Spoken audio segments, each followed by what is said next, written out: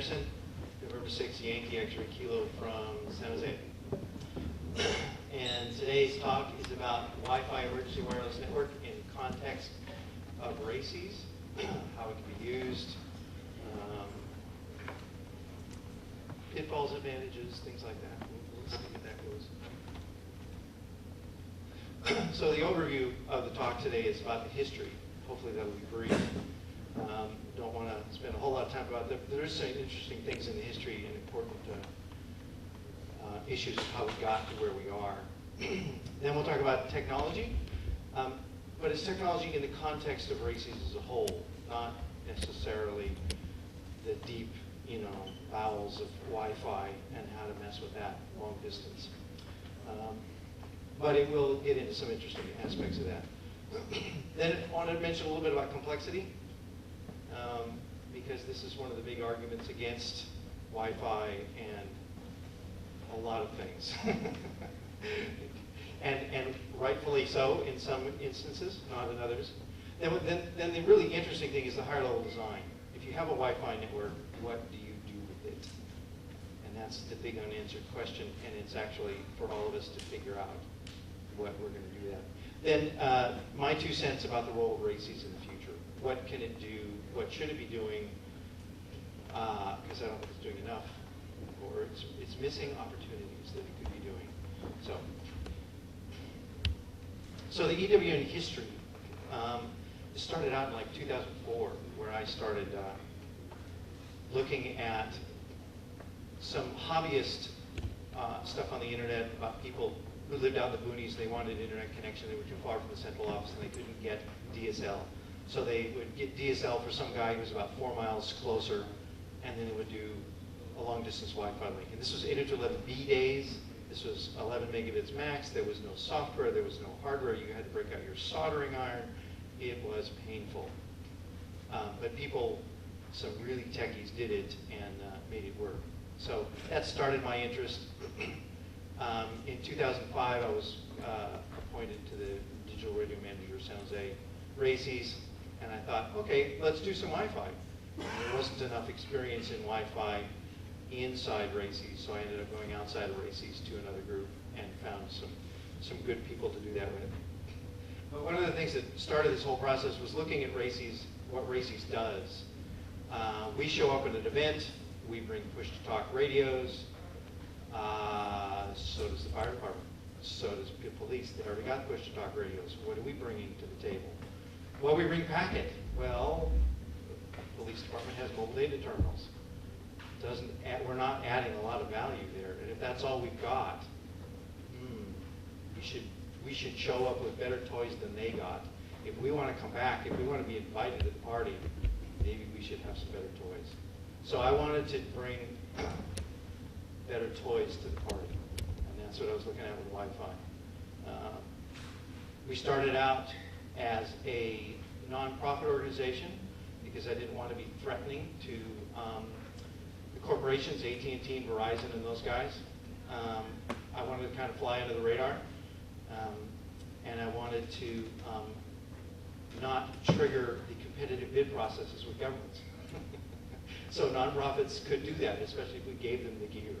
So we started out as a nonprofit organization.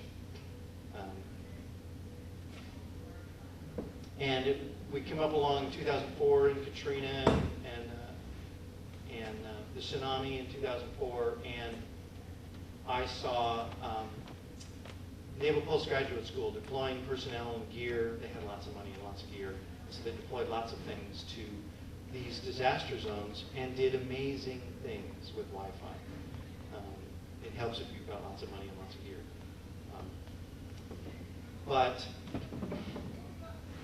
So as a nonprofit trying to do this connecting government, we were actually pretty successful. And what I had done is IT in a bunch of startups. So I had been very excited by the brilliance and the intelligence and the imagination of a lot of the people in startups. And then I looked at RACES and government and realized that the government environment lacks a lot of that. They have a lot of responsibility, but a lot of good people too, but as the fire services will tell you, Nobody ever got fired for not changing anything. So there was a lot of a lack of imagination there. And so I was trying to kind of get the corporate community to rub elbows with the government community, see if I can get these people to exchange ideas and maybe improve things. And so we started trying to do that, and we kind of ran up against a wall because we finally talked to some executives in some high-tech firms, and they basically said, why do we want to talk to local government? They just want money from us. We pay our taxes. Well, you know, go away. So that left us with nothing. That left us nowhere to go. And so we also tried to do a for-profit in there as well, because we saw the corporations had money, they had talent, and they needed a corporation before they would put money into it. They wouldn't give it to volunteers. So we tried with the corporation, but that's when we ran into the wall and said we don't want to talk to local government. It's not important to us. And if you think about it, with Apple sitting on their $100 billion in the bank, what government are they going to talk to? California government isn't even important to them, except as a defensive move to, keep them out of their hair. So the for-profit part of it that we were going to do went nowhere. The nonprofit was sitting there trying to do something, but nobody wanted to talk to local government. So that's where we sat for a while. The network sat there and didn't go anywhere. It was rotting away out from underneath us, and it wasn't doing much. So then we finally hit on a real idea, and I'll get to that at the end of the talk. That's part of the history. So technology issues. Technology of amateur radio and racies in general. Our big deal is voice. That's 3 to 5 minutes a second, 3 to 5 minutes for a 25-word message, right? It's not very fast. It's not very accurate, but anybody can do it. Okay, it's important. It's accessible to everybody. Okay. So then we move up to packet radio. 25-word. That same 25-word message goes in 10 seconds. It takes you longer to type it than it does to send it. It's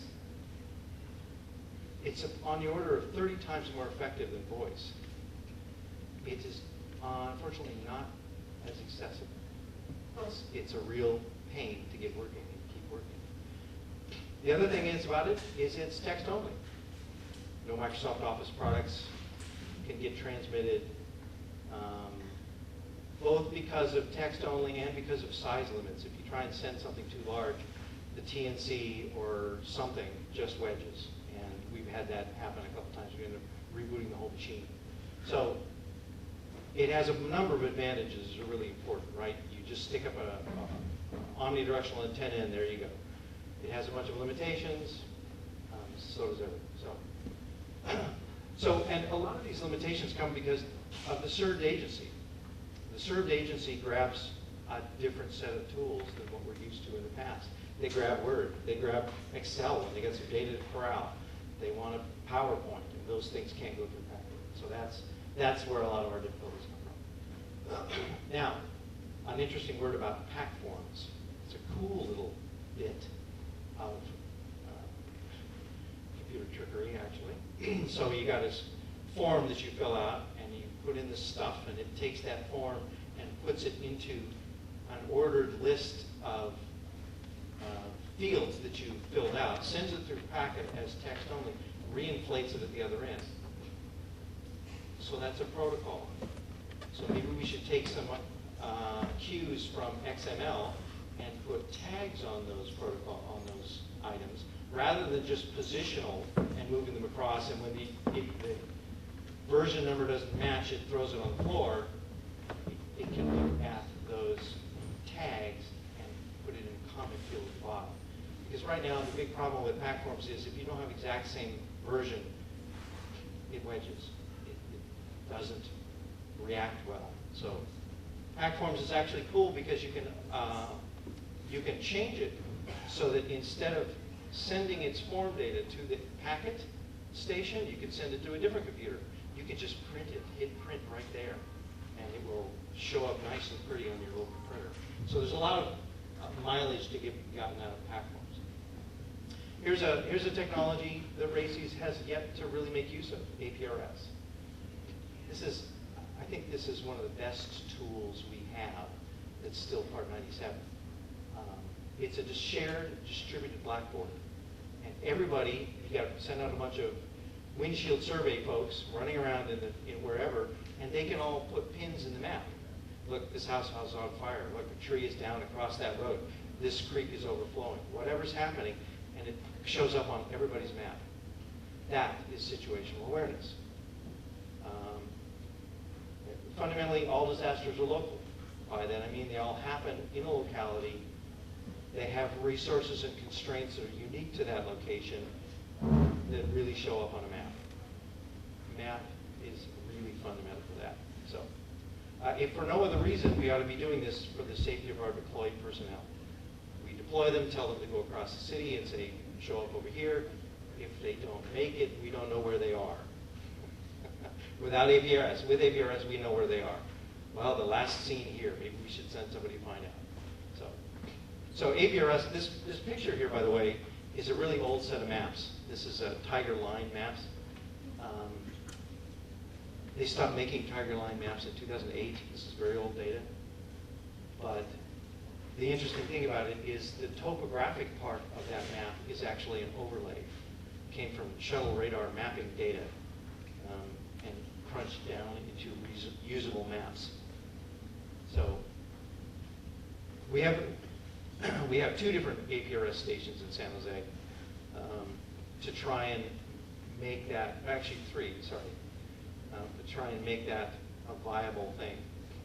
We use a separate frequency because 144.39 gets way too overcrowded, and we don't need to see stuff where it's not going to impact us. So we use a separate frequency, and we then relay it back to the internet so that it shows up on all the other maps, but at least we don't have to look at everything. So APRS, I highly recommend it. Hope people will get involved in that. Now, one of the big arguments that our Wi-Fi network had run into a lot is the argument between Part 15 and Part 97. Part 97 is amateur radio governed frequencies. Part 15 is unlicensed low power stuff. Part 97 has all the baggage that comes with it of no encryption, no obscuring the message. Part 15 is Wild West, do whatever you want, right? Part 97, you get to use higher power. So you get to take this gear and put a 3-watt amp on it, 5 watts, 10. You can burn your eyeballs with this all you want. But the problem comes with it the lack of encryption, etc. It also brings cost and complexity issues when you add an amp. What that starts out as a $100 radio becomes a $400 or $500 radio with an amp. You just missed all the advantages of that really cheap gear. So I don't see any advantage of Part 97. Part 15, you can do anything you need to. It's an issue of brute force versus finesse, and I think finesse wins out because you get the issue of message security. If you don't have message security, you're always going to be wondering, is this a bogus message? If you had an earthquake and all this stream of messages is coming through, and you see one that looks funny, and you start checking into it, you find out it's phony, it's not real, then all of a sudden, all these messages you've been passing, you're going to start questioning those, and it's going to drive you nuts. Which one of these is good and which one isn't? Especially if one of them is saying, you know, like, oh, Lexington Reservoir is cracking, and everybody's, so you sent this message on, and now they're evacuating this thing, and you find out it's phony. How much egg do we want on our face? As we're telling everybody the county to move. So message security is fundamental as far as I'm concerned. Also, public doesn't really care about the argument between Part 15 and Part 97.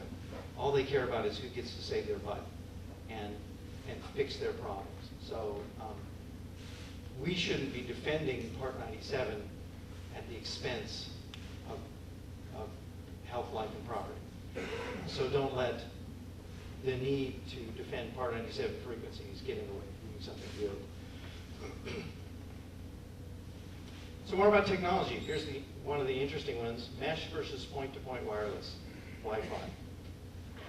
Meshing is cool. Meshing has some very, very good applications that it really needs to be used at. But it is not magic. In fact, it's no better than packet, because in packets you have all these machines on one frequency and they have collisions and it falls apart very quickly. So does mesh. Each time you add another node to the mesh network, you cut the available throughput in half. Very quickly, that goes to zero. The guys at wireless internet service providers will do meshes, but no more than 3 hops before they get to a non-mesh node, because your bandwidth your throughput just goes away too quickly. Now, meshing is a very complex, very active technology at this point. People are playing with it. There's a whole bunch of different technologies under the umbrella of mesh. And there's multi-radio versions, and there's single radio versions, which is the most common and the cheapest, etc.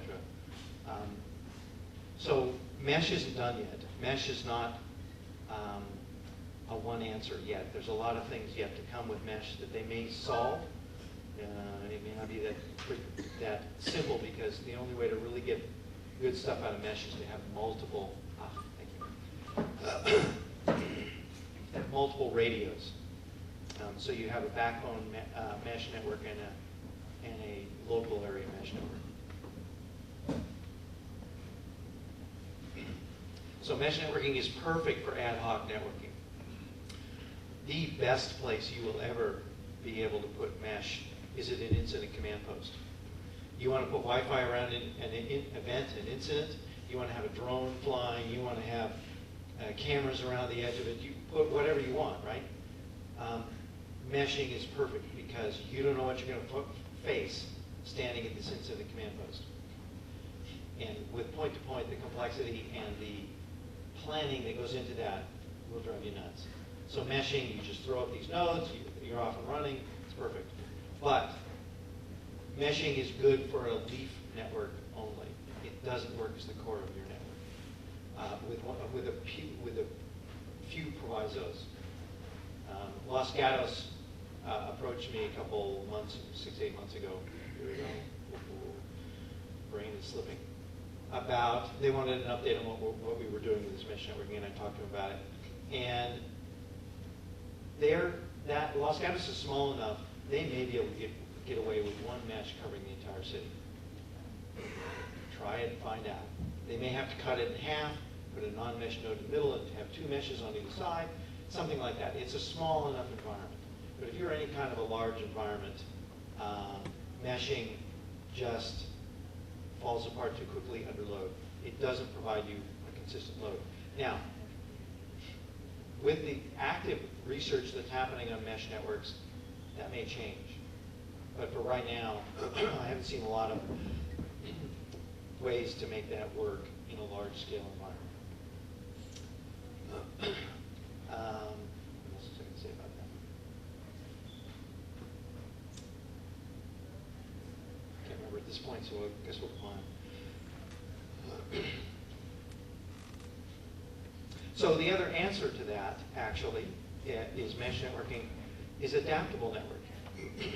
And what we do here, if you look at this picture, we have a post, and we have a dish that's 2.4 gigahertz, and a barbecue grill that's 2.4 gigahertz, and that antenna right there, that's an omnidirectional 2.4 gigahertz, 12 dB gain antenna.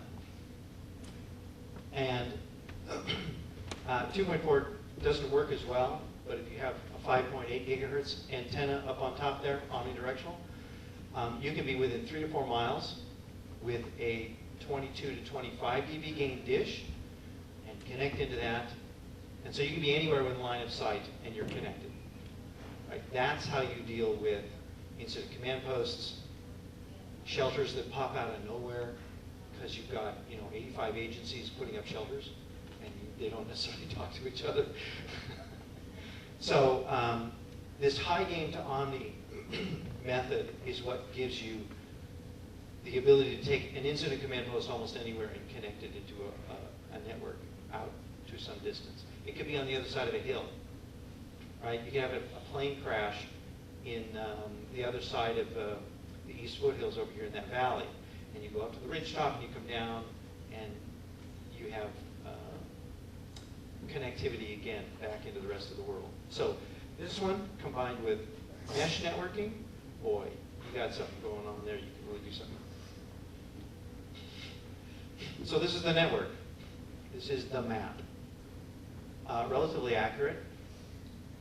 The red lines are possible. So the red lines heading up to Palo Alto are workable. The red lines over here on the east side are ones we're planning on putting in. Haven't got there yet. The green lines, like down in here, are ones where we have a signal pointed to those positions, but nobody's pointing a radio back to us yet. So they're ready to go, but nobody's listening yet. The blue lines are the ones that are up and operational, working, ready to go, doing things. The bandwidth on these links varies anywhere from 20 megabits to 1 to 1.5 megabits per second, depending on the conditions, depending on the type of antenna, depending on the frequency range, the type of gear. It's variable. But you start looking at this network and you're thinking, this is cool. The real issue then changes to be computing infrastructure to go up on top of it. What do you do with the network once you've got it? And we haven't even begun to hit, every one of those blue spots up there is someplace that would be interesting to talk to. Kaiser Santa Teresa down here, the San Jose Policing Center, this is Santa Clara Valley Water District.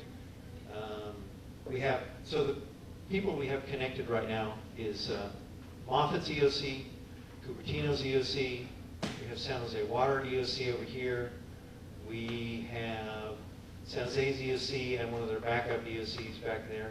We have Santa Clara County EOC. We have up to the hill and back here to our internet service provider in Santa Clara that's Layer 42 Networks. They give us unlimited bandwidth. They are awesome.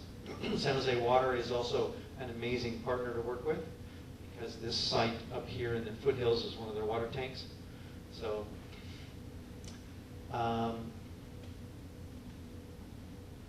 if you have any questions. Are these all under Part 15? Everything's Part 15. So don't you expect there to be more and more interference in coming years? That's possible. That's possible. We run everything as, pretty much everything, with some exceptions, we run everything as 5 megahertz wide channel. So that limits us to 13 megabits per second, but that's fast enough. But that gives us the power density to go 12 miles or more. So because we narrow the channel width, that also narrows the noise figure.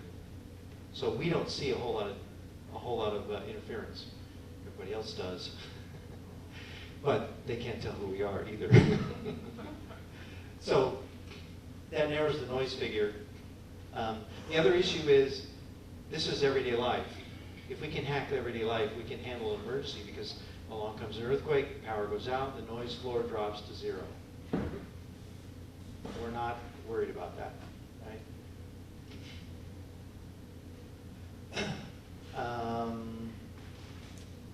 So we also have 3 connections to the internet.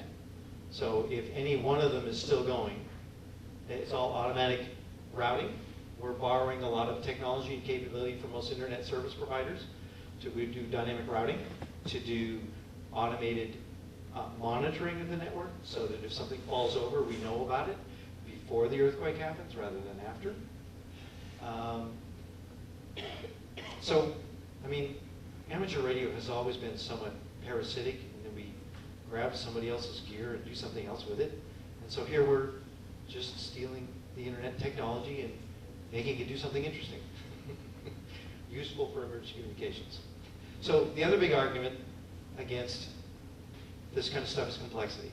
And you notice the little quote there says the only difference between networking and not working is one letter. And if you've worked in IT, oh my God, that's true. So you see the picture here is one of our incredibly complex documents, diagrams showing all the addressable devices on the EWN network. And that's just part of it. I couldn't fit all of it in there. So complexity is the enemy. As a former IT guy, let me tell you, complexity is fragile. It's expensive. It is not good. It's not what you want, right? But it's also a loaded term. It's a relative term. What's complex to you isn't complex to me, and vice versa, right? So it depends on the skill set you're talking to and the specialization. Everybody thinks their internet is complex and your HT is not. And you got, you know, buttons that you push and you can figure out the command set and you can put a frequency in there. Except if you're in an activation and you drop that radio on the floor and it breaks, you're done. You're toast. It's got multi-layer circuit boards and surface mount parts. You ain't fixing that in the field. So complexity is hidden inside that radio. And it's all about a building block. Because complexity gets managed over time. Complexity gets encapsulated into building blocks. Nobody builds a radio anymore. They build a voting repeater system. What do you build that with? You build that with boxes that you buy, right? The complexity of our building blocks has gone up. So the term complexity it's not a good argument to make because you can always find some people to manage the complexity. It's a recruiting opportunity, not a barrier, right? So one little note there, the Internet of Things, which is the next big thing that's coming, is built on embedded Linux, not on Windows. So this is another one of those recruiting opportunities. This is a skill set that RACIs should be building up to understand and find the right people who understand embedded Linux and this kind of stuff. Because every one of the radios, see those radios right there, have an entire Linux computer running inside it. And you log into it and it's got a web server and you talk to it and configure it and oh my God, it's just amazing. These are the newest radios that we've been using. Ubiquiti NanoBridges. They're 802.11n, multipolarized,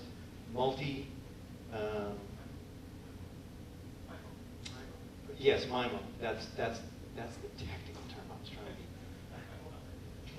So anyway, $100. Okay, the most variability in the price on that is the length of your Ethernet cable. Okay, there's 20 or 30 bucks in the stupid cable. So complexity, more about complexity. Look at this picture. That is the back of a Chevy Tahoe. This picture is a couple years old too. Back of a Chevy Tahoe. That is a CHP mobile command unit, right? Notice what's in that truck. There is a internet-capable, network-capable printer and a voice-over IP phone. Cisco phone. So also, there's video up there. 4 different channels of video up there. This is what we're competing against, folks. If we want to add value, we got to at least match this. I mean, somehow. So if the other issue about complexity, you could do voice over IP over Wi-Fi and stop there. But why? It's the same as a simplex voice channel. Why would you go to all the complexity of doing voice over IP over Wi-Fi and stop there? You wasted your time and energy and money. No, you need to wrap your business plan and your operations plan around the new capabilities and the technology that Wi-Fi will give you. As Cisco likes to say, IP everywhere. And that's a very fundamental thing, right? You don't take that wrong, okay? It's internet protocol everywhere. For the non-techies in the room.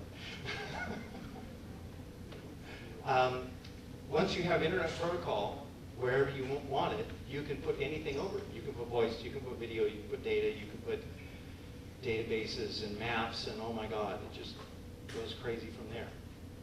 So we must wrap our operations plan around the new capabilities, or it's all been a waste. It's also, we can't match up to the competition.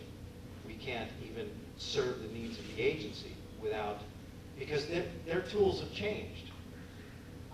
My contention has always been that the world is changing out from underneath us, because the tools that these people grab, the expectations that they have, the kind of messages they want to send are not what we used to send. I mean, this is part of the problem with how do you maintain a racist organization when you only get activated once in a generation? It's been 25 years since the Loma Prieta. You know, it's not like the Midwest where they get a lot of tornadoes and a lot of practice, or the Gulf states where they get hurricane every year. We get it once a generation. Oh my God.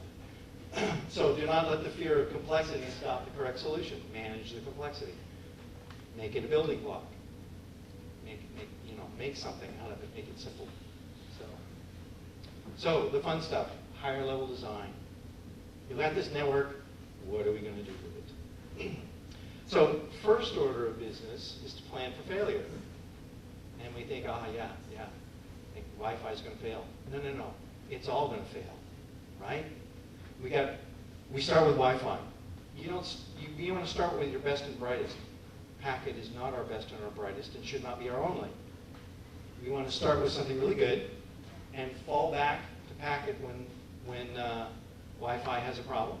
And we fall back to voice when packet has a problem. Then we fall back to runners and paper and pencil, Stone Age stuff. But this still works. This plan for a graceful degradation in services, because we may not have Wi-Fi everywhere, so we're stuck with packet where we can get it.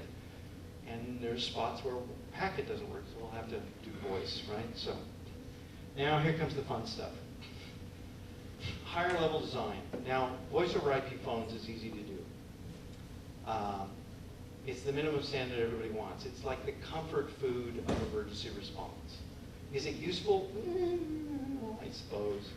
But it's not as effective as everything else is, but everybody wants it, so we'll throw in some voice over IP phones.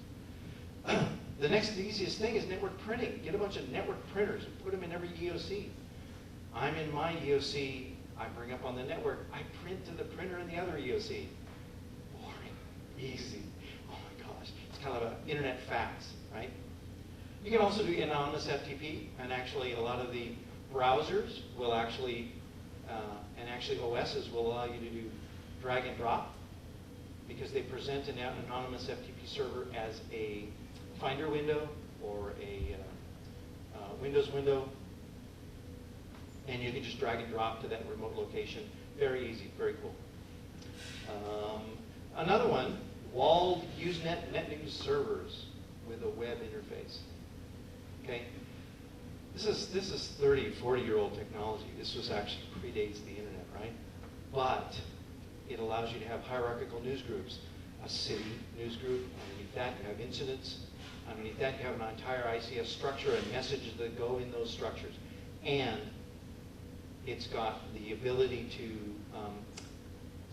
automatically send around and keep a number of servers up to date, even in the face of temporary network outages. The technology is there, it's been there, it's boringly old and usable. You can do the same with replicated wiki servers, right?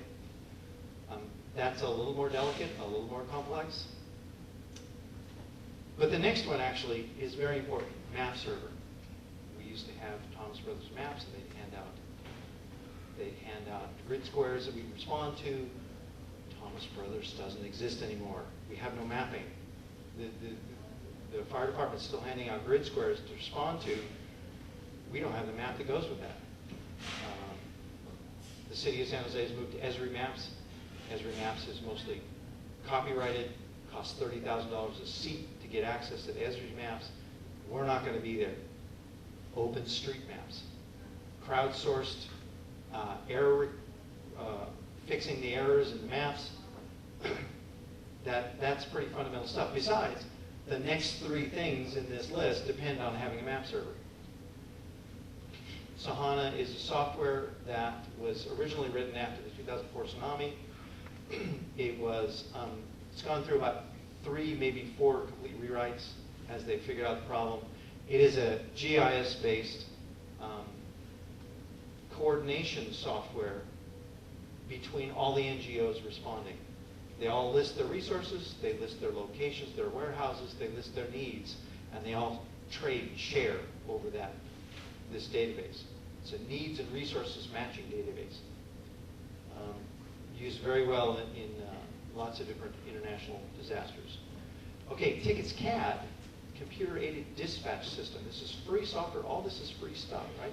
Computer-aided dispatching software is written by a bunch of programmers in Florida after a bunch of the hurricanes came through, and a bunch of very small fire departments and volunteer fire departments were still doing their dispatching over paper. It wasn't good enough, so they wrote this software to help all these small fire departments. It has an APRS interface. It's got mapping in it, and it allows you to coordinate your people and track them. That MDB part is a membership database, complete with training database. So when you've got a packet class or one kind of a class that you want it to have a 2-year expiration on its certification, that tracks it and will automatically decertify everyone until they take the class again. APRS Exaster. Exaster is one of the big tools for APRS. It's not the easiest thing to deal with. The software is 20 years old, a little old, and there are other newer tools coming online, but I think still it's one of the best. So this is basically just an introduction of all the stuff you can do over a network like this. And really it comes down to we're creating an IT environment, information technology. Oh, this picture over here is the computer rack in the San Jose ZOC. This is an old picture. We have twice as many computers in there now. The computing resources become fundamental, right? Computers, they are an intelligence-enhancing device, and they help us deal with complexity. So this is my 2 cents on the role of RACIs in the future. We can't do SLAs, service level agreements. We can't sit there and say, okay, we commit to a 10-minute response time. And penalties if we don't. It doesn't happen. Or daily deployment. We can't respond to every house fire, right? But one of the areas we can do, beyond the roles that we've already been doing, we can expand into being an RD, our research and development department for our local fire department. Put together some technology, prove its worth, discuss it with them, talk to them about it, explain how they can improve their processes, and either turn it into a company and sell it to them, or get them to at least spend some money to improve their processes. This is one of the areas where, bring us back to technology, where we can actually make a big difference for them. The other issue is IT infrastructure at the incident command post, like the event up in San Bruno, where the pipeline exploded, right? There was a bunch of Google people that showed up and did mapping for them. They didn't have any mapping. They didn't have any internet access. The sheriff's department did, but that's all Department of Justice certified, secure, and fire departments aren't secure, so they didn't have access to any of that. So if we show up with Wi-Fi network nodes and internet access and mapping software, a lot of and printing, okay? I'm gonna have a printer, we'll bring a printer. This is cool. This would add to their workload, or add to their workload, reduce their workload, do a lot of things for them. So a little story here. preserve mobile distributed EOC capability. San Jose RACES, San Jose Emergency Operations for years, for 16 years, would go once a year and unplug the entire campus of 4 buildings, or however many buildings it is, in police center and 911 center. They'd unplug it from PG&E for 24 hours. And they'd see if it worked. Then they'd plug it back in again. They did that for 14 years before they succeeded the first time. 14 years before they actually made it 24 hours. They did it in billions of stupid little reasons. One of the most stupid one was the air conditioning units were plugged into the generators, the thermostats weren't. So the thermostats never told the air conditioning units to turn on. After about 6 hours, the air in that building was unbreathable. It was hot, stinky, and so, and there was a million things, 14 years before they got it right. They did it right 2 years. Got a change of OES director, and they haven't done it in 3 years. We're going to fix that.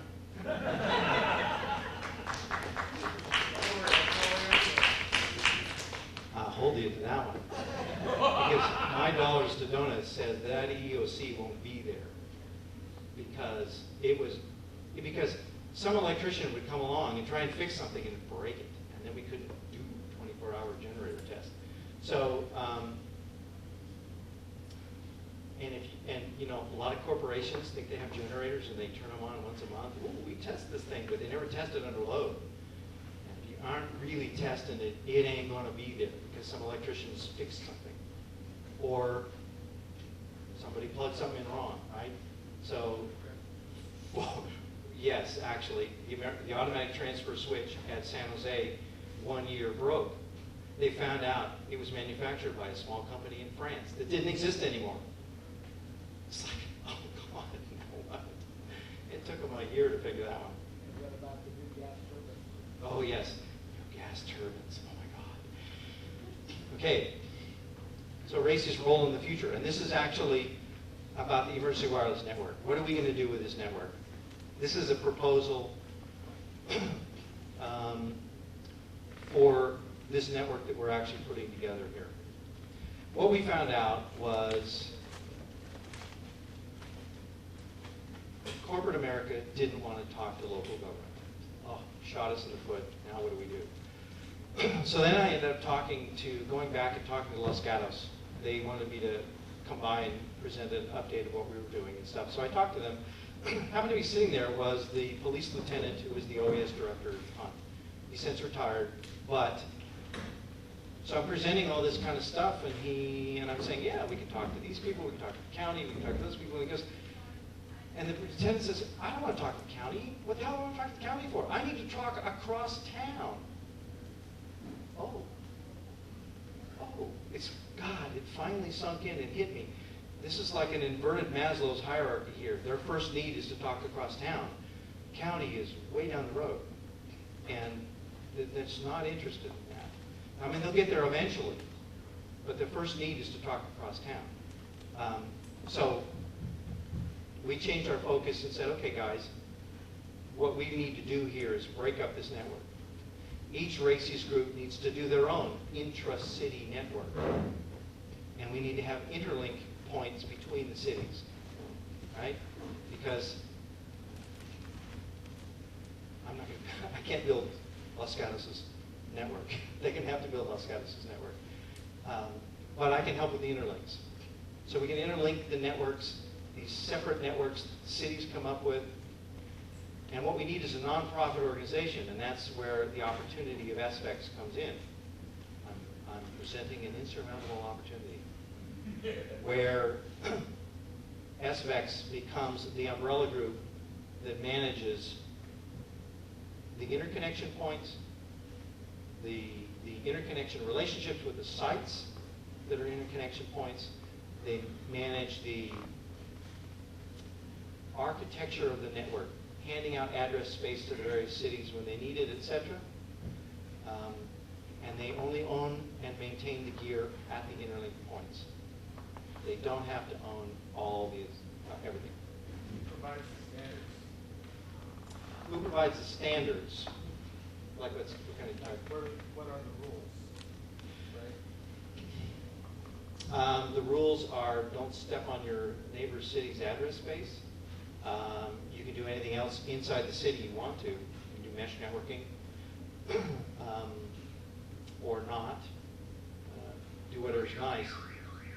As long as you're not providing routing loops and black holes, it should be fine. Right? You can do your own stuff with that.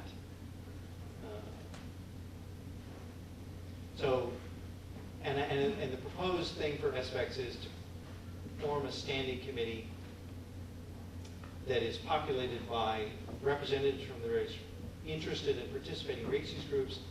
They get together, recruit, and elect a network architect to maintain this and keep it going, and keep cities from stepping on each other, and build more, connect to more people. There's hospitals to connect to. There's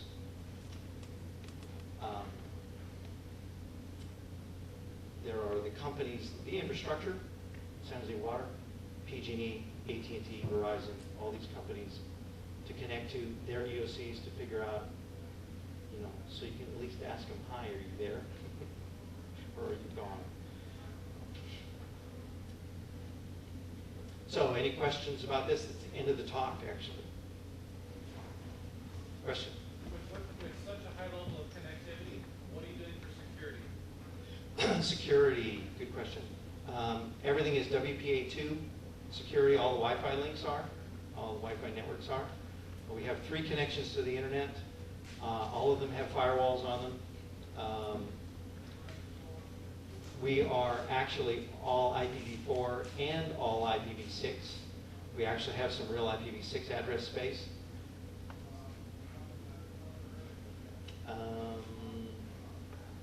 So we can run disconnected from the rest of the internet. That's our goal. Because actually the Layer 42 guys, who are internet service provider up in Santa Clara, they actually approached us because they have dark fiber that runs around the bay. But every 20 kilometers they have to have a signal regeneration spot. And that means a generator and a bunch of batteries. And they had a fuel contract, but it says, well, how good's that going to be? So they were actually concerned with actually having a Wi-Fi connectivity to the rest of the world to something, because they were worried about their fiber ring. It may not be there because they may not get the fuel contract that they think they got. So, any other questions? Did I answer you? More concerned about the internals of the network. Yes, currently we have no firewalls between the EOCs. That's something that if an EOC wants to, you can, and then do VPNs between the EOCs. At one time we had a complex structure that we wanted to put together where we could light up a shelter and give people at the shelter internet access on reduced bandwidth, etc. So far we've kind of given up on that process and said this is only EOC to EOC and not the general public will participate. Because that ends up being a level of complexity that's truly amazing. So, yes? What's in place now?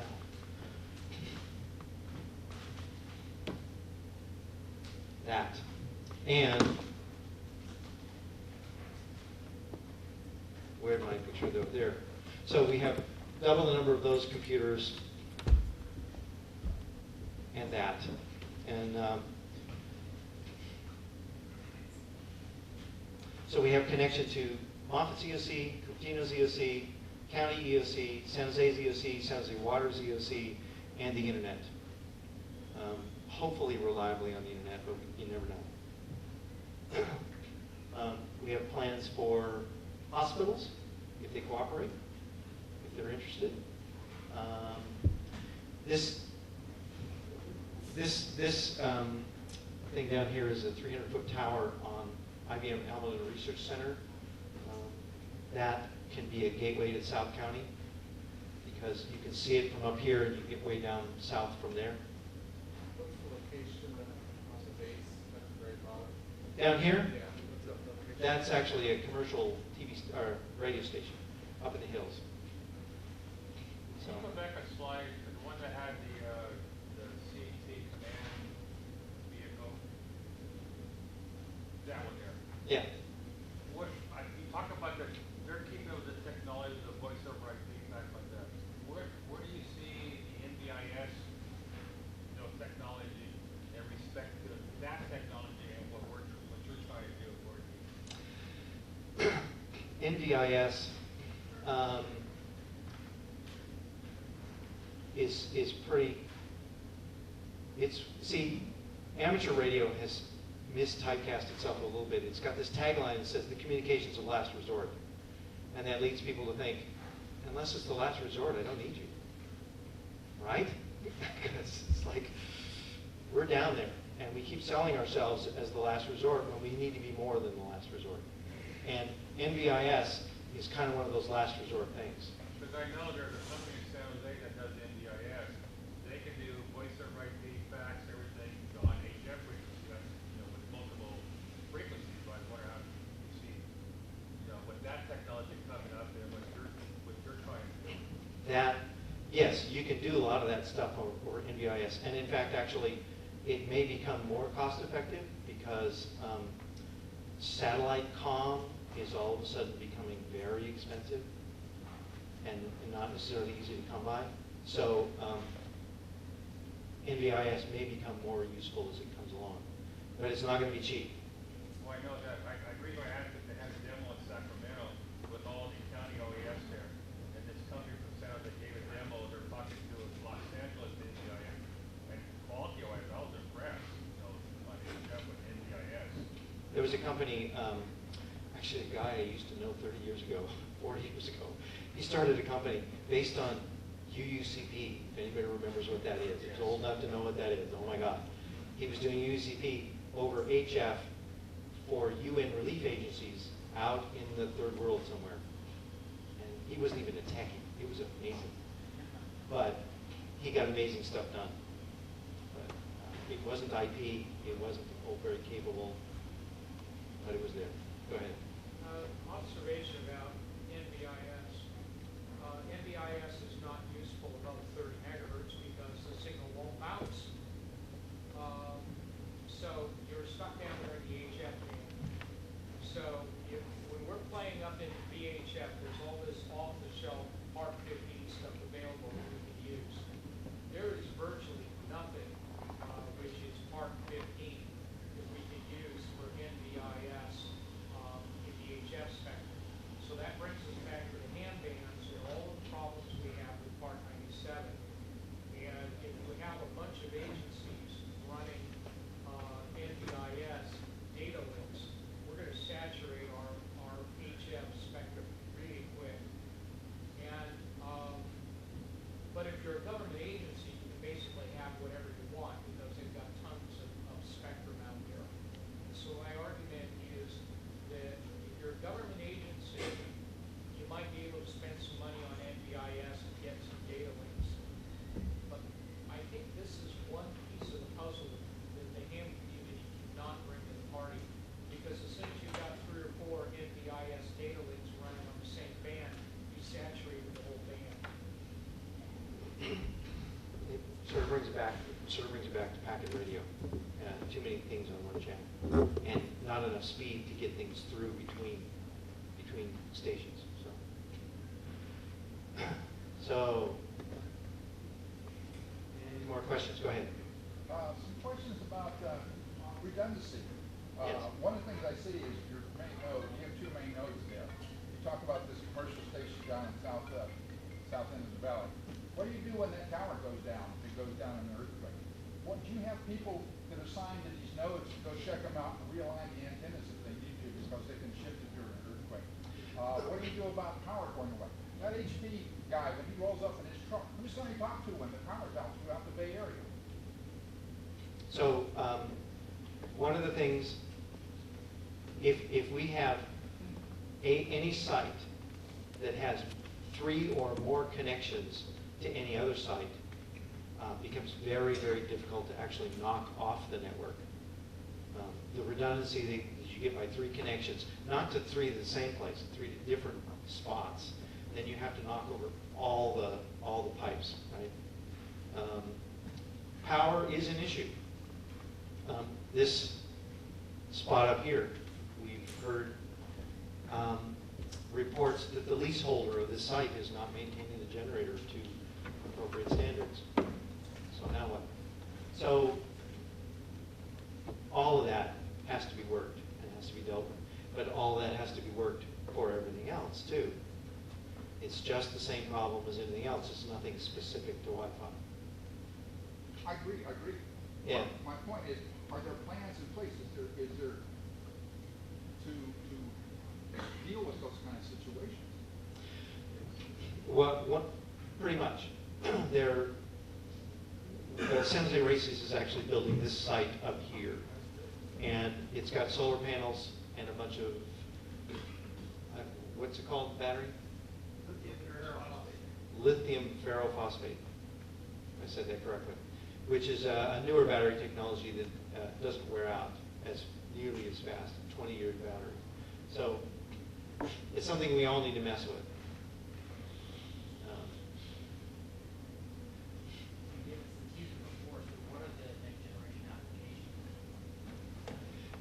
Next generation applications. So well, it's kind of not really next generation. Having a hotspot everywhere is important because guess what? Everybody's got a browser nowadays and Wi-Fi on their belt, okay? This is voice over IP soft phone, right? This is one of the things that really turned on the OAS director at San Jose a couple of years ago. He could have one device, charge it once, and use it in 5 different places with different technologies because he can use it as a cell phone, soft voice over IP. Shh, go away. Stop. Talk to me. I don't want to talk to you. So a lot of using phones, using iPads and things like that, that is a direction. But this is one of the things I wanted a lot, the ham committee to try and figure out to do. Maybe we need some people under 40. They'll figure this out. Or under 30, 20. Because it's a different world, communicating through data and networks and the web servers and all and social media and whatever else we're going to do. Go get my 10-year-old to figure this out. Regarding to the Palo Alto link, are you going to, is there any discussion working with San Mateo County to use some of the mountains that we have that are available to talk to San Jose and everything? We used to have a whole bunch of other plans up and beyond this map. There's a 300-foot tower right about in here in the middle of the bay, owned by some water company, which reaches back into the valleys of the mountains around the bay. Really great. We had all kinds of plans for that, but we kind of got stuck down here in the bottom. We would love to expand, right? But there's got to be people to do it. I can't do that. Just like we've had a signal pointed to Santa Clara EOC for 5 years. They have to put up a radio and point a signal back. I can't fix that. I'm not part of Santa Clara EOC, but I'm also not part of San Mateo EOC either. So we've kind of given up on trying to fix their problems. They're going to have to fix their own. They're going to have to move their races organizations up, put together city networks, and then try and connect to the rest of the world. This whole organizational structure in emergency management starts with FEMA and comes down to the states, and then the operational areas, and then the cities, and all this kind of stuff. That's great for the off-season. But nobody thinks about the off-season. They're all thinking about the on-season when that whole structure inverts and it's the incident commander who's in charge of everything. And so they still think about it in terms of the incident commander. What's the incident commander going to do? And that was my mistake, thinking about this organizational structure. Didn't care. Well, that's 3rd or 4th generation. They'll get there when they get there. But right now I need to talk across town. And that's the real issue that we as the ham radio need to be able to solve. So.